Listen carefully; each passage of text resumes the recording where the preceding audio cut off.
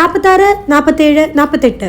അപ്പോൾ അടുത്തൊരു ഉരുളയ്ക്കുള്ള സാധ്യത ഉണ്ടാകത്തുകൊണ്ട് തന്നെ ഞാനത് കഴിച്ചു. അപ്പോൾ ഞാൻ ഇന്ന് ചെയ്യാൻ പോകുന്നത് നട്ട്സ് കൊണ്ടൊരു ലഡ്ഡു ഉണ്ടാക്കുകയാണ്. പ്രഗ്നൻസി ടൈമിലൊക്കെ വളരെ വിഷമത്തോടുകൂടി ഒരു ടാബ്ലറ്റ് കഴിക്കുന്ന ഒരു രീതിയിലാണ് ഞാൻ ഈ വാൽനട്ടും ആൽമൻഡൊക്കെ കഴിച്ചുകൊണ്ടിരുന്നത്. പിന്നെ എനിക്കിതൊക്കെ കഴിക്കാൻ ഭയങ്കര മടിയാണ്.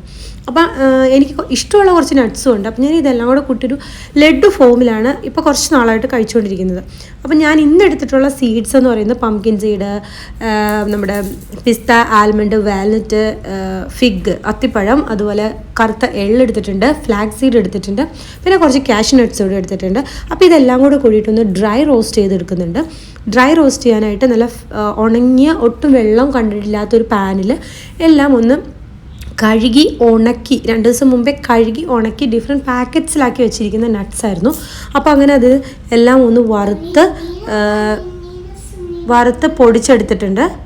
അങ്ങനെ പൊടിച്ചെടുത്തതിലേക്ക് നമ്മൾ മധുരത്തിനും അതുപോലെ ഒരു മോയ്സ്ചർ കണ്ടൻറ്റിന് വേണ്ടി ആഡ് ചെയ്യുന്നത് ഫിഗും ഡേറ്റ്സും കൂടെ മിക്സ് ചെയ്ത അത് അടിച്ചെടുക്കാൻ കുറച്ച് ബുദ്ധിമുട്ടായിരുന്നു. അങ്ങനെ ഞാൻ എന്തായാലും ബോളുകളാക്കി